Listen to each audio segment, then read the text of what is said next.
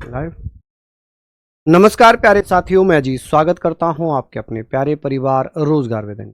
कैसे हैं आप सब लोग? आशा है बहुत अच्छे होंगे, स्वस्थ होंगे, लाजवाब होंगे। तो जल्दी से लाइव आ जाइए, जुड़ जाइए मेरे साथ। हम लोग यहां पर बात करेंगे एक शानदार सेशन की। हम दिल्ली सल्तनत पढ़ रहे हैं, हिस्ट्री हमारा चल रहा है और हिस्ट्री में हमारा आज का टॉपिक है दिल्ली सल्तनत। यहाँ पर हम बात करेंगे दिल्ली सल्तनत, ठीक है। दिल्ली सल्तनत के बारे में हम बात करेंगे और आशा है आप लोग बेहतरीन तरीके से पढ़ते हुए चलेंगे। दिल्ली सल्तनत में हम गुलाम वंश पढ़ रहे थे। क्या पढ़ रहे थे? गुलाम वंश, जिसे हम ममलूक वंश के नाम से जानते हैं। किसके नाम से? ममलूक वंश के नाम से जानते हैं, ममलूक वंश। चलिए, सभी साथियों की बात हम यहाँ पर करेंगे, तो आशा है आप लोग बेहतरीन तरीके से पढ़ रहे होंगे। चलिए, अब जब दिल्ली सल्तनत हम पढ़ रहे हैं, हमें यहाँ पर पढ़ना है कि सर दिल्ली सल्तनत 1206 से लेकर 1526 तक था, जबकि ममलूक वंश 1206 से लेकर 1290 तक था। ये हमने पढ़ा था। कल हम लोगों ने कुतुबुद्दीन ऐबक पढ़ा था, कल हम लोगों ने इल्तुतमिश पढ़ा था। आज हम रजिया सुल्ताना के बारे में बात करेंगे। देखिए, रजिया सुल्ताना, अगर मैं बात करूं रजिया सुल्ताना के बारे में, तो इसने 4 वर्ष शासन किया। जब इल्तुतमिश की मृत्यु हुई, इल्तुतमिश की बेटी थी रजिया सुल्ताना। रजिया सुल्ताना, मैं एक समरी बता देता हूं जर्नली, फिर आपको अच्छे से समझ में आएगा। समरी क्या है कि सर रजिया सुल्ताना राजा कैसे बनी, उसके पीछे की कहानी बताता हूं। जब इल्तुतमिश की मृत्यु हुई तो दिल्ली के सरदारों ने, क्योंकि इल्तुतमिश ने अपने मरने से पहले ही अपना उत्तराधिकारी घोषित कर दिया था अपनी बेटी रजिया सुल्ताना को। रजिया सुल्ताना को जैसे ही उत्तराधिकारी घोषित किया तो दिल्ली के जो अमीर सरदार थे, उन्होंने कहा कि हम किसी महिला के अधीन शासन नहीं कर पाएंगे, हमारे ऊपर कोई महिला हमारे ऊपर बैठे हम बर्दाश्त नहीं कर पाएंगे। आज की मेंटलिटी भी हमारे समाज में यही है कि हम किसी भी जर्नली हम मैं बात करता हूं, ठीक है, कि दिल्ली के सरदारों ने कहा कि हम किसी महिला के नेतृत्व में काम नहीं करेंगे, महिला के अंडर काम नहीं करेंगे। तो उन्होंने क्या किया, रजिया सुल्ताना के बेटे को, इल्तुतमिश के बेटे को जो अयोग्य था उसे राजा घोषित कर दिया। अब रजिया सुल्ताना कुबा और कोट पहनकर दिल्ली की जनता के बीच में चली जाती है और वहां उनसे कहती है, लाल वस्त्र पहनकर गई थी, उनसे कहती है कि दिल्ली की जनता आप जनार्दन है, आप मालिक हैं, आप मुझे बताइए, मेरे पिताजी ने मुझे दिल्ली सल्तनत में राजा बनाया था, मुझे आपका बादशाह बनाया था, लेकिन इन कुछ गिने चुने लोगों ने मुझे बादशाह नहीं बनने दिया, मैं आपसे न्याय मांगती हूं। जनता से कह रही है रजिया सुल्ताना, मैं आपसे न्याय की मांग करती हूं, आप सर्वोपरि हैं।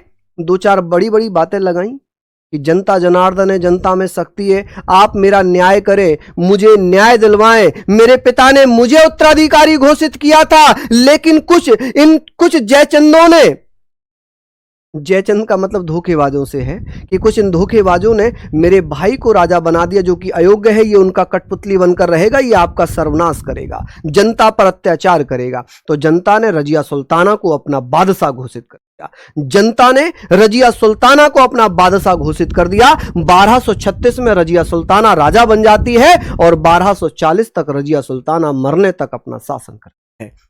दिल्ली सल्तनत की पहली महिला शासिका है, 1236 से लेकर 1240 तक शासन करती है, ठीक है। रजिया ने पर्दा प्रथा त्याग कर कुबा कवा यानी कि कोट पहना, कुल्हा मतलब टोपी पहनी।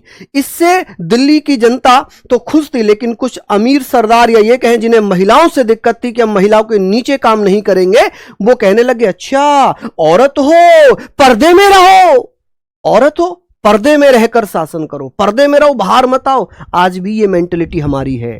कोई भी बहन बेटी बड़े पद पर जाती है तो अच्छा ये क्या करे, हम भूल गए कि आज की डेट में हम मॉडर्न हैं, लड़का लड़की बराबर है, ठीक है। तो भैया उस समय के लोगों ने कहा कि पर्दा में रहो भाई, आप शासन नहीं करने लगे। औरत शासन के लिए नहीं बनी, औरत तो घर चलाने के लिए बनी है। तो रजिया ने प्रूफ किया कि वो पर्दा प्रथा त्यागेगी, कोट, जैसे बड़े जो कोट होते थे, लॉन्ग कोट होते राजा महाराजाओं के, वो कोट पहनना प्रारंभ कर दिया, महिला वस्त्र त्याग दिए।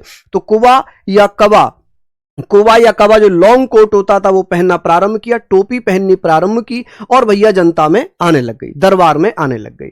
अब बात आई, सबसे बड़ी बात बिगड़ी यहां पर, अमीर आखूर। अमीर आखूर जिसे भैया अबिसिनियाई दास हुआ करता था जलालुद्दीन याकूत। अब रजिया सुल्ताना जलालुद्दीन याकूत से प्रेम करती थी, इससे जलालुद्दीन याकूत से प्रेम करती थी। ओहो, प्रेम प्रसंग चलाया। जैसे ही प्रेम प्रसंग का नाम आया, गौरव के चेहरे पे स्माइल आ गई, कह रहे अब तो मेरे पसंद का टॉपिक आया है। ठीक है, तो रजिया सुल्ताना जलालुद्दीन याकूत से प्रेम करती थी, लेकिन भटिंडा का एक तबरदार हुआ करता था, इक्तादार हुआ करता था, जिसका नाम था इल्तूनिया या अल्तूनिया। जैसे ही रजिया सुल्ताना अपने प्रेमी को, अपने सबसे करीबी को, सबसे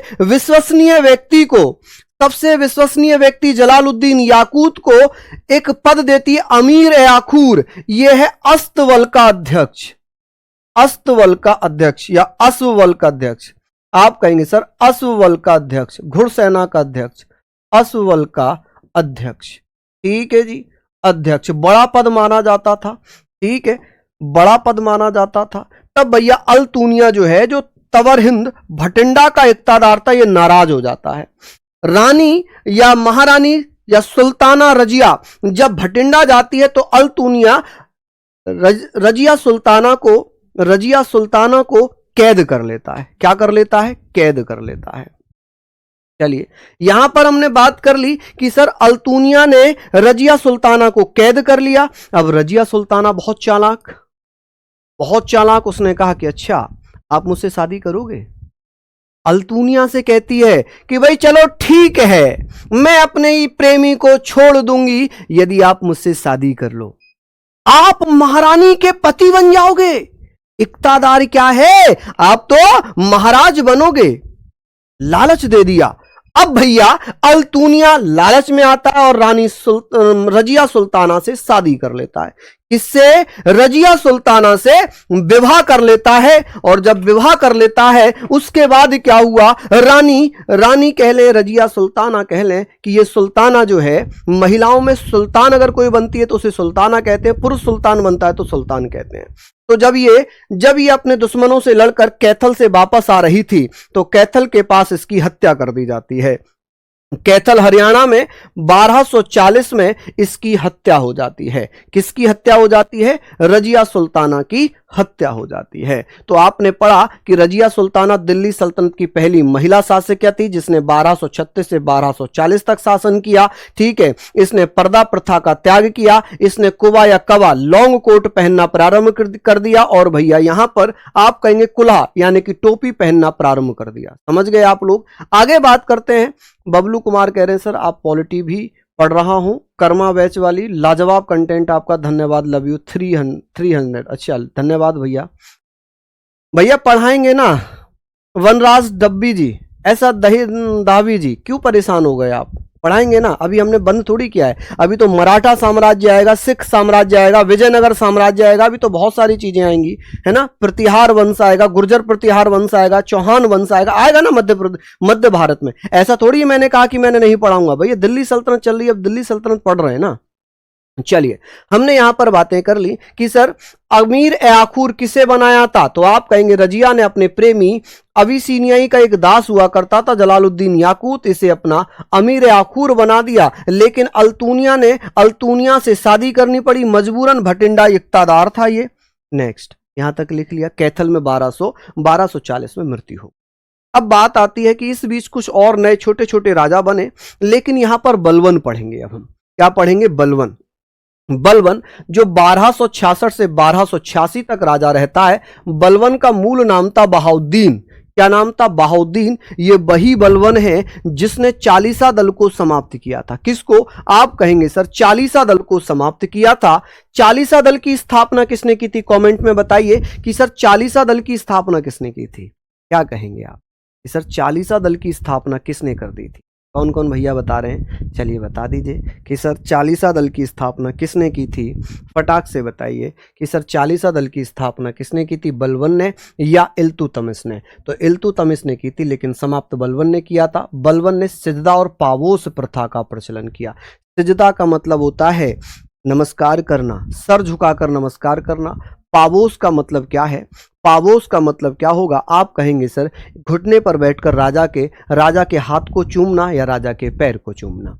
ठीक है, पावोस प्रथा है। नवरोज प्रथा किसने प्रारंभ की थी, तो नवरोज प्रथा जो पारसियों का नववर्ष होता है, नवरोज प्रथा भी बलबन के द्वारा स्टार्ट की गई। किसके द्वारा, बलबन के द्वारा स्टार्ट की गई। चलिए लिख लीजिए आप लोग, यहां पर आगे बात करते हैं। आगे बात आ जाती है, आगे बात यहाँ पर आती है कि सर उपाधि, बलबन ने कौन कौन सी उपाधि धारण की थी। बलबन को उलूंग खान नासिरुद्दीन महमूद के द्वारा कहा गया। नासिरुद्दीन महमूद जो गुलाम वंश का ही एक शासक था, नासिरुद्दीन महमूद के द्वारा बलबन को उलूंग खां की उपाधि दी गई थी। ठीक है, जिल्ले इलाही, बलबन ने जिल्ले इलाही की उपाधि धारण की। बलबन कहता था कि मेरे अंदर दैवीय शक्तियां हैं, मेरे अंदर दैवीय शक्तियां हैं, प्राकृतिक शक्तियां हैं, मुझे ही अपना मसीहा मानो, मेरी ही पूजा करो। दिल्ली सल्तनत में बलबन एकमात्र ऐसा राजा है जो ये कहता कि आप मेरी पूजा करो, मेरे अंदर दैवीय शक्तियां हैं, ईश्वर के द्वारा दी गई शक्तियां, अल्लाह की दी हुई शक्तियां हैं। ठीक है, जिल्ले इलाही मतलब ईश्वर की छाया। आप कहेंगे सर ईश्वर की छाया, तो यहां पर हमने पढ़ लिया शैडो ऑफ गॉड। अपने आप को कौन कहता था ईश्वर की छाया। जिल्ले इलाही की उपाधि किसने धारण की थी, बलबन ने। किसने, बलबन ने धारण।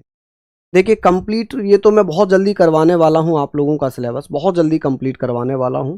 ठीक है, अभी देखिए आपकी लगभग क्लासेस खत्म हो चुकी होंगी, है ना, और जो जीडी में लगी हुई थी, अब जैसे वो क्लासेस खत्म हो जाएंगी फिर मैं लंबी मैराथ क्लासेस लगाना प्रारंभ कर दूंगा। ठीक है, लंबी क्लासेस लगाना प्रारंभ कर दूंगा। तो आप कहेंगे सर उलूंग खां के बारे में, उलूंग खां की उपाधि नासिरुद्दीन महमूद के द्वारा दी गई बलबन को। जिल्ले इलाही की उपाधि बलबन ने धारण की थी। बलबन का मूल नाम क्या हुआ करता था, बलबन का मूल नाम क्या है।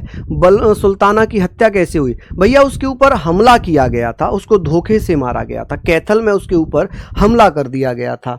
चलिए हम बात कर रहे हैं कि सर गयासुद्दीन बलबन का मूल नाम क्या है, वहाउद्दीन। गयासुद्दीन कब से कब तक शासन करता है, 1266 से लेकर 1286 तक। ठीक है जी, चलिए हम बात करते हैं कि सर बलबन ने सिजदा और पावोस प्रथा स्टार्ट की थी, नवरोज प्रथा स्टार्ट की थी। बलबन ने उलूंग खां की उपाधि धारण की थी। उलूंग खां की उपाधि नासिरुद्दीन महमूद ने दी थी। जिल्ले इलाही की उपाधि दी थी, जिसका मतलब है ईश्वर की छाया, क्योंकि बलबन कहता है कि मेरे अंदर दैवीय शक्तियां हैं, मेरे अंदर दैवीय शक्ति। चलिए लिख लीजिए, समझ गए। चलिए बताइए, बहुत बढ़िया बबलू जी, हमारे तरफ से लड्डू रहेंगे आपके, परेशान मत हो आप, है ना। आपका सिलेक्शन हो जाए हमारे लिए सबसे बड़ा लड्डू वो है, आप सबका सिलेक्शन हो जाए हमारे लिए सबसे बड़ा मिठाई, सबसे बड़ा लड्डू वही माना जाता है कि आप ये कह दें कि सर मेरा सिलेक्शन हुआ। हमारे लिए, आपके पेरेंट्स के लिए सबसे बड़ी खुशी का दिन वही होता है। चलिए आगे बात करते हैं। बात आती है कि सर बलबन ने एक गुप्तचर विभाग की स्थापना की थी। बलबन के द्वारा एक गुप्तचर विभाग बनाया गया था, जिसका नाम क्या था, वरीद ए मुबालिक। वरीद ए मुबालिक कि बलबन के द्वारा एक विभाग बनाया गया था, वरीद ए मुबालिक। बहुत बार पूछा जाता है कि सर वरीद ए मुबालिक जो विभाग था, इसका नाम था गुप्तचर विभाग, इंटेलिजेंस डिपार्टमेंट। अब इसका जो गुप्तचर अधिकारी होता था उसे वरीद कहते थे, वरीद। कि सर वरीद नामक अधिकारी की नियुक्ति किसने की थी, बलबन ने, क्योंकि बलबन ने एक विभाग बनाया था जिसे गुप्तचर विभाग कहते थे। गुप्तचर विभाग का नाम था वरीद ए मुमालिक, मुमालिक। ठीक है, और इसका जो अधिकारी होता था उसे वरीद कहते थे। क्या कहते थे, वरीद कहते थे। एक विभाग बनाया था सैन्य विभाग था, जिसका नाम था दीवान ए अर्ज। दीवान ए अर्ज एक सैन्य विभाग था जिसकी स्थापना बलबन ने की। बलबन ने 2 विभाग बनाए जो बहुत महत्वपूर्ण थे। आप कहेंगे बलबन के द्वारा 2 महत्वपूर्ण विभाग बनाए गए थे, एक तो गुप्तचर विभाग और एक सैन्य विभाग। गुप्तचर विभाग का नाम था वरीद ए मुबालिक, जिसका अधिकारी गुप्तचर हुआ करता था, और इन गुप्तचरों को बलबन ने ही नगद वेतन देने की प्रथा स्टार्ट की थी।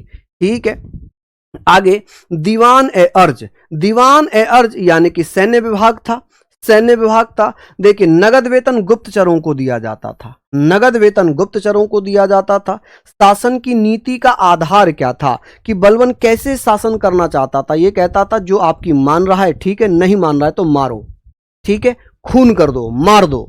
तो यहां पर हमने पढ़ लिया कि लोह और रक्त की नीति, लोह और रक्त की नीति, मारो और शासन करो, काटो और शासन करो। बलबन ये कहता है कि जब मैं किसी गरीब को देखता हूं, जब मैं किसी गरीब को देखता हूं तो मेरा हाथ मेरी तलवार पर आ जाता है और मुझे उसकी गर्दन काटने का मन करता, मेरा खून खौल उठता है।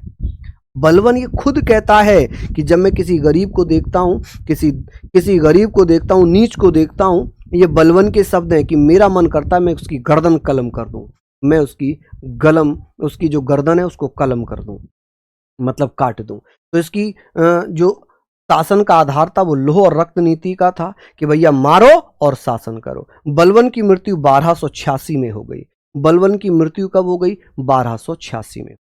ठीक है, तो आप यहां पर लिखिए, मैं एक बार फिर से रिवाइज कराऊंगा। मैं देखिए बहुत इंपॉर्टेंट लेकर आ रहा हूं, मैं बहुत ज्यादा फालतू चीजें या बहुत ज्यादा एक्स्ट्रा चीजें ला ही नहीं रहा हूं।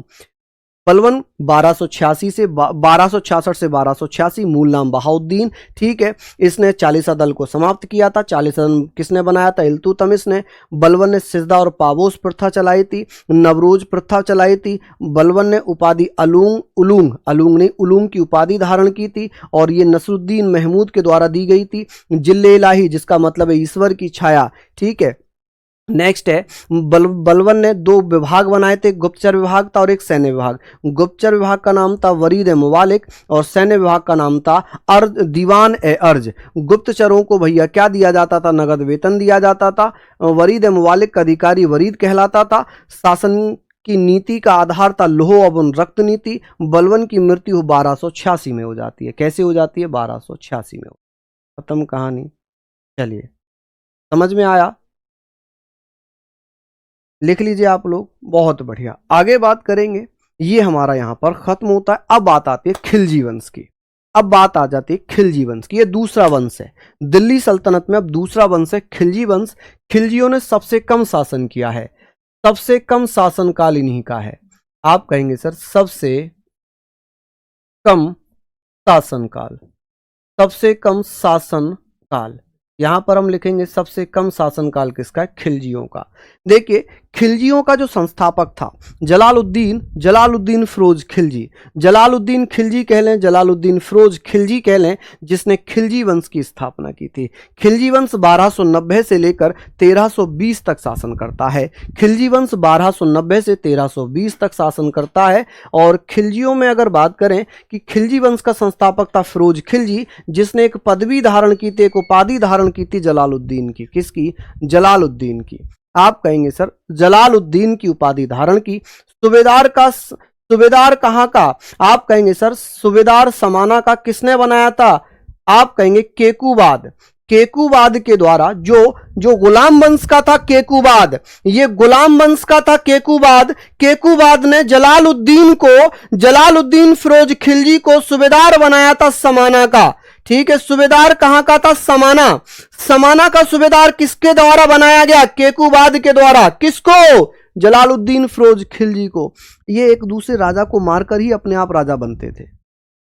देखिए जिस समय गुलाम वंश का शासन था उस समय राजा था केकूबाद। केकूबाद ने क्या किया? जलालुद्दीन फिरोज खिलजी को अपने शासनकाल में समाना का सूबेदार नियुक्त कर दिया। किसका? समाना का सूबेदार नियुक्त कर दिया। चलिए बहुत बढ़िया। सुधा कह रही है सर हम आपके लिए माँ के हाथों से बना गाजर का हलवा लाएंगे। मेरी बहन बहुत बहुत धन्यवाद, लेकिन आप लोगों का सिलेक्शन हो जाए मेरे लिए, आपके पेरेंट्स के लिए सबसे बड़ी खुशी वही है। वही गाजर का हलवा है, वही प्रसाद है, सब कुछ वही है। ठीक है, बाकी आपकी श्रद्धा है। जो भी आप प्यार से मिठाई, चीनी, बतासे जो भी खिला दोगे वो हम खा लेंगे। चलिए, हमने यहां पर बात कर ली कि जलालुद्दीन फिरोज खिलजी ने खिलजी वंश की स्थापना की, लेकिन खिलजी वंश से जलालुद्दीन फिरोज खिलजी को केकूबाद ने अपने साम्राज्य में समाना का सूबेदार बनाया था। अब बात आती है सर ए जहांदार के पद पर केकूबाद द्वारा नियुक्त किया गया एवं शाइस्ता खां की उपाधि दे दी। आप कहेंगे सर जलालुद्दीन फिरोज खिलजी, जिसे शाइस्ता खां की उपाधि किसने दी थी? केकूबाद ने। केकूबाद कौन था? ये गुलाम वंश का शासक था। आप कहेंगे सर ये कौन था? ये गुलाम वंश का शासक था, गुलाम वंश का शासक था। चलिए ये कौन था? गुलाम वंश का शासक था। चलिए अब केकूबाद ने अपने समय में इसे एक पद दे दिया, सर ए जहांदार, सर ए जहांदार का पद दिया और शाइस्ता खां की उपाधि दी कि जलालुद्दीन फिरोज खिलजी को, जलालुद्दीन फिरोज खिलजी को शाइस्ता खां की उपाधि किसने दी थी? सर ए जहांदार का पद किसने दिया था? केकूबाद ने। केकूबाद किस वंश का राजा था? गुलाम वंश का। केकूबाद ने जलालुद्दीन फिरोज खिलजी को कहां का सूबेदार बनाया था? समाना का।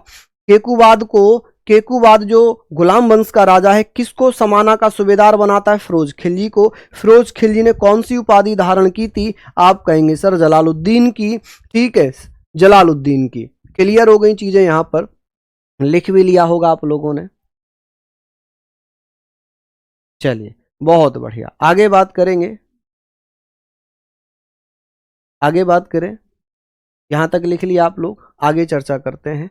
लिखा हुआ है राज्याभिषेक कि भैया ये बताइए, जलालुद्दीन फिरोज खिलजी जो कि सबसे अधिक उम्र में राजा बना, 70 वर्ष की आयु में। हालांकि राजा कौन बनना चाह रहा था? अलाउद्दीन खिलजी राजा बनना चाह रहा था, जो उसका भतीजा था। चलिए हम बात करेंगे, राज्याभिषेक 1290 में करवाया। जलालुद्दीन फिरोज खिलजी ने 1290 में अपना राज्याभिषेक करवाया 70 वर्ष की आयु में, किलोखरी के महल में। किसमें? किलोखरी के महल में। अब बात आती है राजधानी, राजधानी किलोखरी को बनाया। किलोखरी का महल केकूबाद ने बनवाया था। किलोखरी का जो महल है वो केकूबाद ने बनवाया था। ठीक है, अब बात आती है जलालुद्दीन फिरोज खिलजी की हत्या जुलाई 1296 में अली गुरसाब्स यानी कि अलाउद्दीन खिलजी। अलाउद्दीन खिलजी का मतलब क्या है?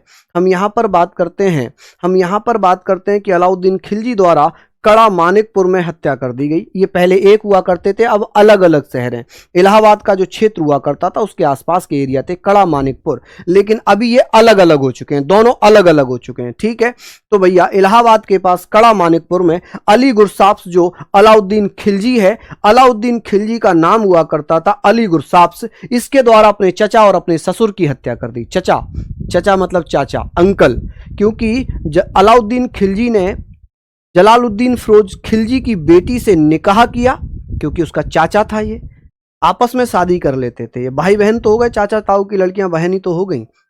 लेकिन हम बात करेंगे जुलाई 1296 में अलाउद्दीन खिलजी ने अपने चाचा और अपने ससुर जलालुद्दीन फिरोज खिलजी की हत्या कर दी और गद्दी पर बैठ गया।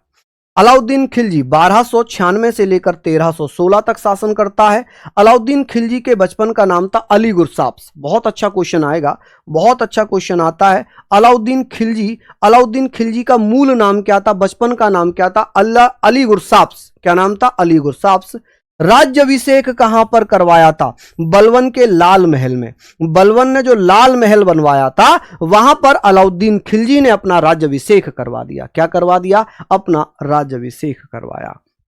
बलवन की मृत्यु कब हुई? 1286 में। बलवन के बाद जो अंतिम राजा था गुलाम वंश का, वो केकूबाद था। और केकूबाद ने ही अपने एक मंत्री को, अपने एक अधिकारी को समाना का सूबेदार बनाया था, उसका नाम था फिरोज खिलजी। फिरोज खिलजी को केकूबाद ने एक उपाधि दी थी शाइस्ता खां की, और एक पद दिया था जिसे हम सर ए जहांदार कहते हैं। फिरोज खिलजी ने ही एक नए वंश को जन्म दिया जिसे खिलजी वंश कहा गया। 1290 से 1296 तक शासन किया है फिरोज खिलजी ने।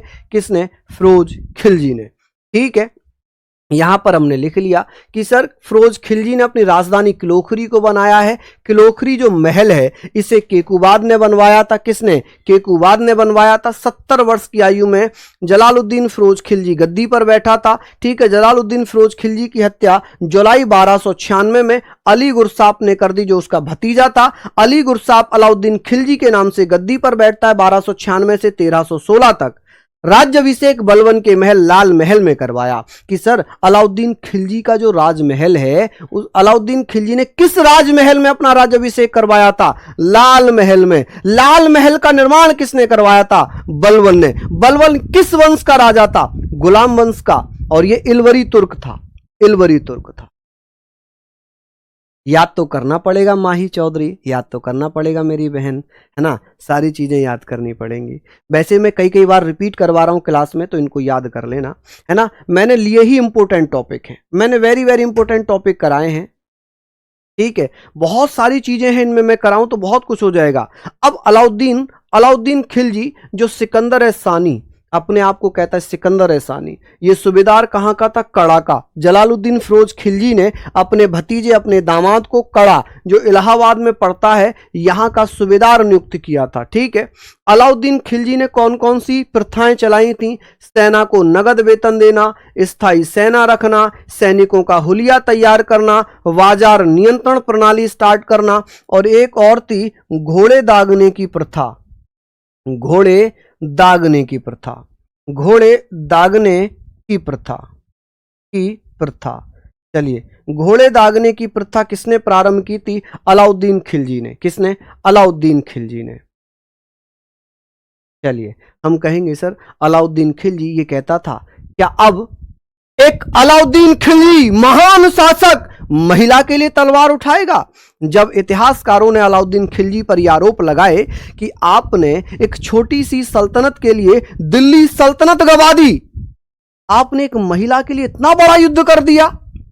मैं बात कर रहा हूं चित्तौड़ के युद्ध की, राणा रतन सिंह, रानी पद्मावती की। क्योंकि किसी ने यह कहा, जब राणा रतन सिंह अपने शयन कक्ष में थे अपनी रानी पद्मावती के पास, उस समय जो उनका जो गुरु था वो उन्हें चुपके से देखता है। राणा रतन सिंह उन्हें दरबार से बेदखल कर देते हैं, भगा देते हैं। आपने मूवी में देखा भी होगा, ठीक है। अब यहां पर हमने बात कर ली कि सर जब उसे भगा दिया गया तो वो खिलजी के पास आया, और खिलजी के पास आकर कहता है कि मैंने सुना है दुनिया की हर नायाब चीज पर अलाउद्दीन खिलजी का अधिकार है। अलाउद्दीन खिलजी कहता है, हाँ, दुनिया की हर वो नायाब चीज जो इस दुनिया में है वो अलाउद्दीन खिलजी की है। ऐसा कौन कहता है? ऐसा कहता है अलाउद्दीन खिलजी। तो उसने कहा कि फिर तो भैया पद्मावती आपकी होनी चाहिए, पद्मावती राजपूत रानी है। अलाउद्दीन खिलजी उसकी तारीफ सुनता है। अलाउद्दीन खिलजी मोहित हो जाता है और राणा रतन सिंह पर हमला करने का प्रयास करता है। चित्तौड़ का युद्ध लड़ा जाता है, जिसमें राणा रतन सिंह वीर गति को प्राप्त होते हैं। धोखे से, इनकी फितरत थी धोखा देना, तो धोखे से राणा रतन सिंह वीर गति को प्राप्त होते हैं। और जब यह खबर रानी पद्मावती को आती है तो रानी पद्मावती अपने पूरे किले में जितनी भी महिलाएं थी, अपने स्त्रीत्व की रक्षा करते हुए आग के कुएं में कूद जाती हैं, जिसे जौहर प्रथा कहते हैं। क्या कहते हैं? जौहर प्रथा कहते हैं, ठीक है जी। सर इतिहास में अब कौन कौन से चैप्टर इंपोर्टेंट है एसएससी जीडी के लिए? भैया मैं तो बता ही रहा हूँ ना, सारे इंपोर्टेंट ही तो करा रहा हूँ, आपको डरने की आवश्यकता नहीं है भाई। जब मैं आपके साथ में खड़ा हुआ हूँ तो आपको डरने की आवश्यकता नहीं है, ठीक है। तो भैया रानी पद्मावती ने जौहर प्रथा से अपने प्राण त्याग दिए। तब ये कहा गया कि अलाउद्दीन खिलजी ने एक महिला के लिए इतना बड़ा साम्राज्य त्याग कर एक छोटे से साम्राज्य के चक्कर में पूरा साम्राज्य भस्म कर दिया। अलाउद्दीन खिलजी उन इतिहासकारों से कहता है, क्या सिकंदर है सानी एक महिला के लिए तलवार उठाएगा? मुझे तो किला चाहिए था। मतलब अपने आप को बचाने का प्रयास करता। वो ये कहता है कि मुझे किला चाहिए था, मैंने महिला के लिए तलवार नहीं उठाई थी, मुझे किला जीतना था, ठीक है। चलिए, ये सारी बातें हमने लिख ली। बात आती है अलाउद्दीन खिलजी ने किस किस का निर्माण करवाया था। अलाउद्दीन खिलजी जमियत खाना मस्जिद का निर्माण करवाता है, सीरी का किला बनवाता है, 1000 खंबा महल बनवाता है, अलाई दरवाजा बनवाता है। ये बहुत बार पूछा जाता है कि अलाई दरवाजा कहां पर है, तो कुतुब मीनार में। कहां पर?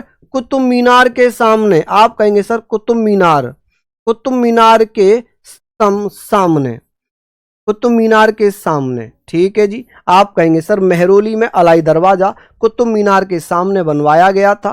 ठीक है। हजार खंबा महल किसने बनवाया था? कुतुब मीनार किसने बनवाई थी? तो आप जानते हैं कुतुब मीनार की नींव किसने रखी थी? तो भैया आप कहेंगे कुतुब मीनार जिसकी नींव ऐबक ने रखी थी, निर्माण इल्तुतमिश ने करवाया था। अलाउद्दीन खिलजी में उसमें अलाई दरवाजा बनवाया, हजार खंबा महल और सीरी का किला, जमियत खाना मस्जिद, ये सभी अलाउद्दीन खिलजी के बारे में हम बात करेंगे।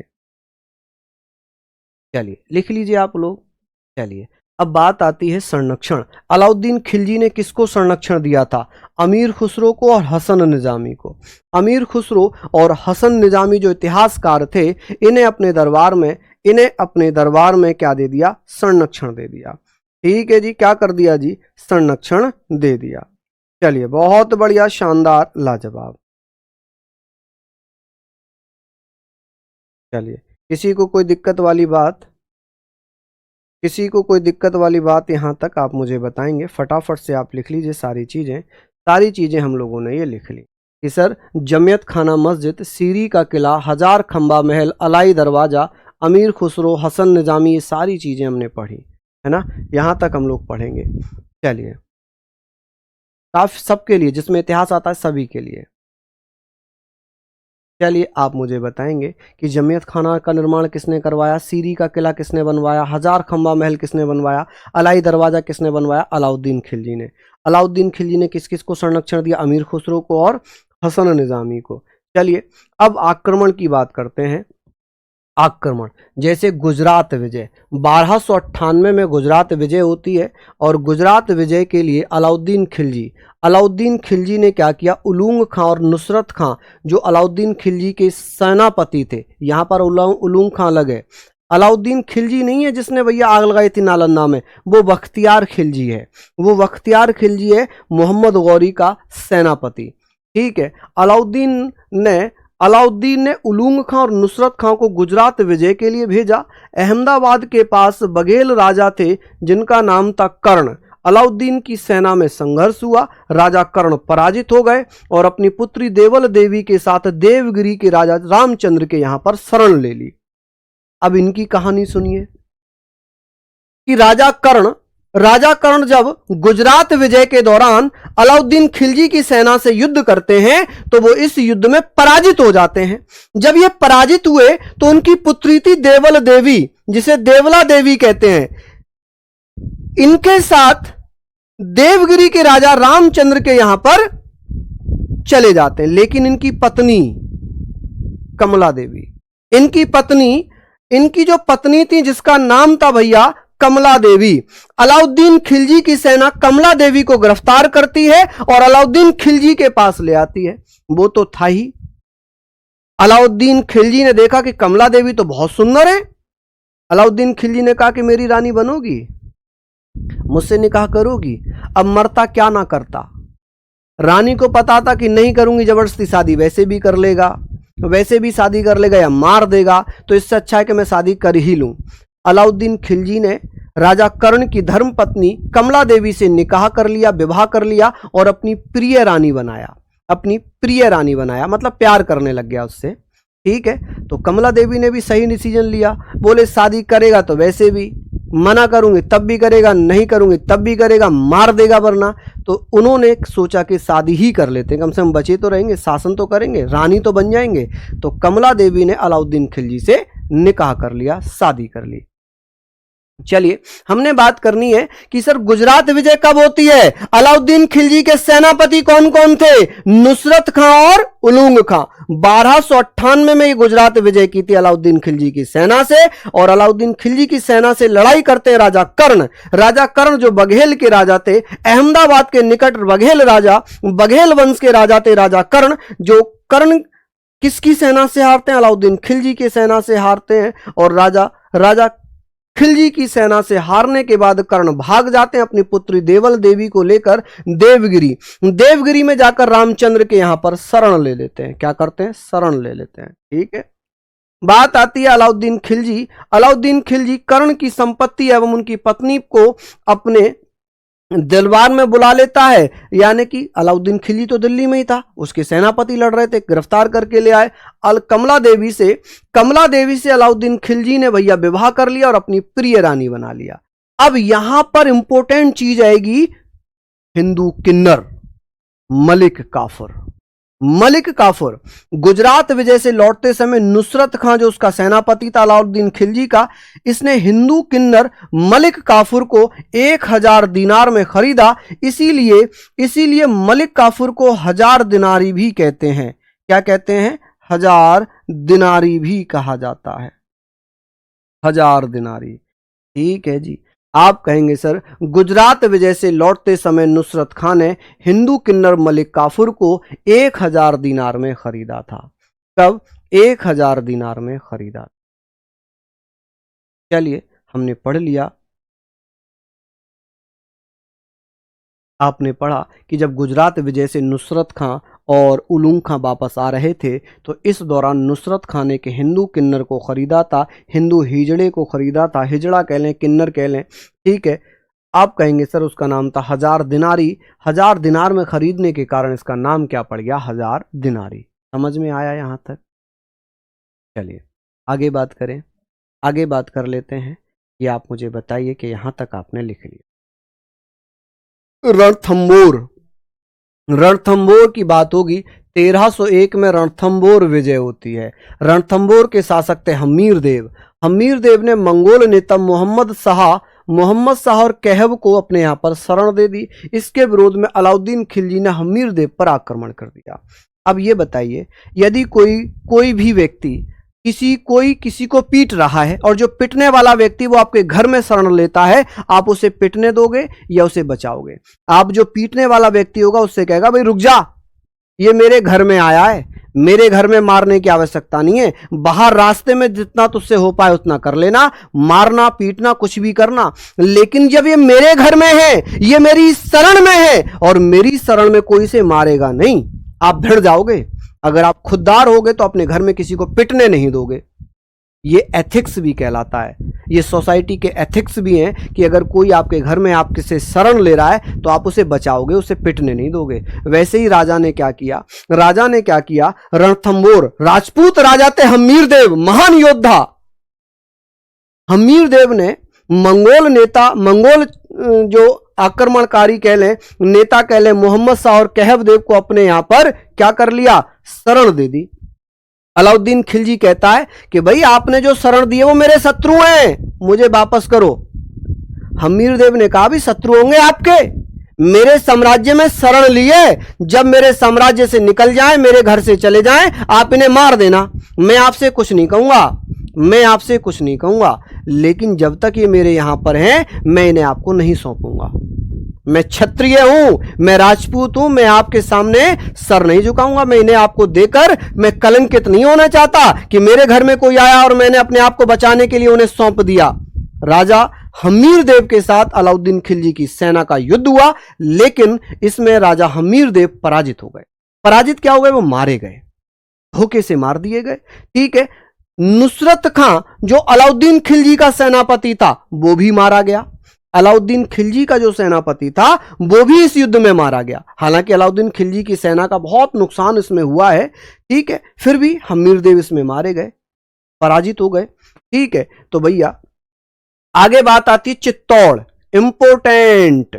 इंपोर्टेंट है चित्तौड़ आक्रमण 1303 में राणा रतन सिंह, राजपूत राजा राणा रतन सिंह, महान योद्धा राणा रतन सिंह जब युद्ध करते हैं, अलाउद्दीन खिलजी इनकी तलवार तक नहीं झेल पाता, अलाउद्दीन खिलजी को घायल कर देते हैं, निहत्यार कर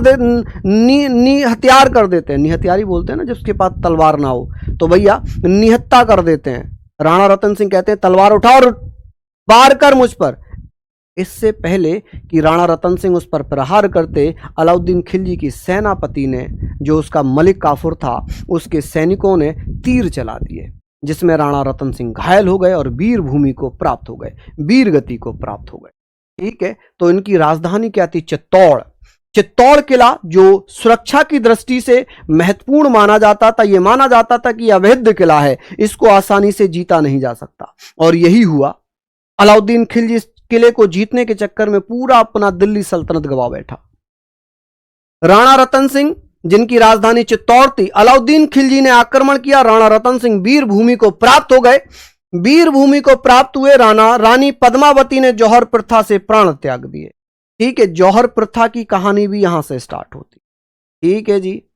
1000 दीनार का मतलब, पहले करेंसी चलती थी दीनार, सोने की करेंसी चलती थी दिनार। मलिक काफूर उसने मोहम्मद बिन कासिम ने चलाई थी। ठीक है, दीनार सोने की चलती थी, तो 1000 सोने की दीनार देकर मलिक काफूर को खरीद लिया था, अपना गुलाम बना लिया था। ठीक है, रानी पद्मावती जौहर प्रथा से अपने प्राण त्यागती हैं, किले में आग लगवाती हैं, जिसमें और महिलाओं के साथ, लड़कियों के साथ अपने आप को आग के हवाले करती हैं। जौहर प्रथा से अपने स्त्रीत्व, अपने शरीर की रक्षा करती हैं, क्योंकि मुगल सेना जिस पर भी कब्जा करती थी, उनकी महिलाओं और उनकी जो लड़कियां थी उनके साथ बलात्कार करती थी, रेप करती थी। तो इस सब से बचाने के लिए, अपने स्त्रीत्व की रक्षा करने के लिए, अपने मान की रक्षा करने के लिए, सम्मान की रक्षा करने के लिए रानी पद्मावती ने जौहर प्रथा से आग में कूदकर प्राण त्याग दिए। गोरा बादल राणा रतन सिंह के महान सेनापतियों में माने जाते हैं। जब राणा रतन सिंह को कैद कर लिया गया दिल्ली में, तो गोरा बादल और रानी पद्मावती ये आई और बचाकर ले गई। ठीक है जी, बहुत अच्छा इतिहास रहा है, लेकिन पता नहीं क्यों कुछ राजाओं का इतिहास लिखा ही नहीं गया, कुछ राजाओं का इतिहास बता ही नहीं गया। इतिहासकारों ने बहुत सारे इतिहास को छिपा दिया गया। हमारा क्या मतलब है दिल्ली सल्तनत के राजाओं से? हम क्यों पढ़ रहे हैं इन्हें? हमें पढ़ना चाहिए इन्हें, जो ये राजा थे, जिन्होंने भारत में भैया एक राजत्व की मिसाल कायम की। लेकिन पता नहीं क्यों आता है दिल्ली सल्तनत, मुगल वंश, हमें नहीं पता। ठीक है, सिलेबस में दिया है तो हमारी मजबूरी है, पढ़ाना पड़ेगा। चलिए लिख लीजिए, आप लोग यहां पर अच्छे से पढ़ सकते हैं। चलिए आगे बात करते हैं। अब बात आती है कि सर अलाउद्दीन खिलजी ने चित्तौड़ का जो राजा था, अब राणा रतन सिंह तो शहीद हो गए, वीर गति को प्राप्त हो गए, और उनके जो सेनापति थे गोरा बादल, ठीक है, आपस में रिलेटिव थे, तो भैया वो भी इस युद्ध में वीर गति को प्राप्त होते हैं। तो भैया चित्तौड़ का राजा था जिसका नाम राणा रतन सिंह थे। अब राणा रतन सिंह तो रहे नहीं, तो अलाउद्दीन खिलजी ने अपने पुत्र खिज्र खां को, अलाउद्दीन खिलजी का बेटा था खिज्र खां को चित्तौड़ का राजा घोषित कर दिया, और चित्तौड़ का नाम बदलकर खिजराबाद कर दिया। क्या कर दिया? खिजराबाद। कि सर चित्तौड़ का नाम बदलकर खिजराबाद किसने किया था? आप कहेंगे खिज्र खां ने या खिलजी ने। तो खिलजी ने किसे चित्तौड़ का राजा बनाया था? अपने बेटे खिज्र खां को, और अपने बेटे के नाम पर अलाउद्दीन खिलजी ने खिजराबाद अपने इस प्रांत का नाम कर दिया। 1303 में काकतीय सेना है, अलाउद्दीन खिलजी को बहुत बुरी तरीके से पराजित करती है। काकतीय सेना दक्षिण भारत की सेना है, काकतीय राजवंश, इसकी सेना ने अलाउद्दीन खिलजी को पराजित किया। दिल्ली सल्तनत का कोई भी राजा दक्षिण पर विजय प्राप्त नहीं कर पाया था, लेकिन मलिक काफूर पहला सेनापति बनता है जो 1309 में तेलंगाना पर अधिकार करता है। ठीक है, ये बारंगल की सेना थी।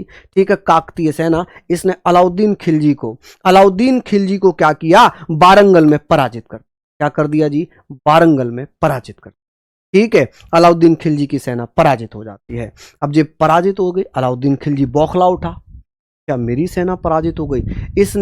इसने 7 वर्षों तक प्रयास किया, लेकिन दक्षिण में यह विजय प्राप्त नहीं कर पाया। लेकिन क्या होता है ना, जब अपने घर में ही लंग भेदी हो, जब अपने घर में ही धोखेबाज बैठे हो, तो दूसरों से क्या करना, दूसरों से क्या शिकायत? जब घर में ही भेदी हो, जब घर में ही जयचंद बैठे हो, क्योंकि मोहम्मद गौरी पृथ्वीराज चौहान को हरा पाता अगर जयचंद ना मिलता उधर जाकर। ठीक है, चलिए हमने यहां पर बात करनी है तेलंगाना। आप कहेंगे 1309 में 1310 तक ये हुआ। इसमें प्रताप रुद्रदेव मलिक काफूर के बीच में युद्ध हुआ। ये डरपोक राजा था, प्रताप रुद्र महाडरपोक राजा था। ठीक है, तेलंगाना का प्रताप रुद्रदेव मलिक काफूर से इतना ज्यादा डर गया कि प्रताप रुद्रदेव ने सोने की चैन, अपने गले की सोने की चैन अपनी एक सोने की मूर्ति बनाकर उसमें डालकर भेंट कर दी कि मैं आपका गुलाम हूं साहब, मलिक काफूर साहब, मैं आपका गुलाम हूं, मुझे बख्श दो। मलिक काफूर जो अलाउद्दीन खिलजी का सेनापति था, दक्षिण भारत को विजय प्राप्त करने वाला दिल्ली सल्तनत का पहला सेनापति बना और राजा बना दिल्ली सल्तनत का जो दक्षिण भारत पर विजय प्राप्त करता अलाउद्दीन खिलजी, क्योंकि अलाउद्दीन खिलजी ने ही अपना सेनापति मलिक काफूर दक्षिण भारत में भेजा था। प्रताप रुद्रदेव हार मान लेता है।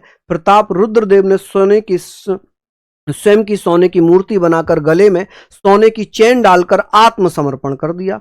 जब आत्मसमर्पण कर दिया, अगर आपके सामने कोई नतमस्तक हो जाए तो आप उसे छोड़ देंगे, आप उसे माफ कर देंगे, ठीक है। आप दो लोगों के बीच लड़ाई चल रही है, एक कह रहा भाई मार ले मुझे, जितना मारना है मुझे पीट ले, मुझे पीट ले, जितना मारना है मुझे मार ले।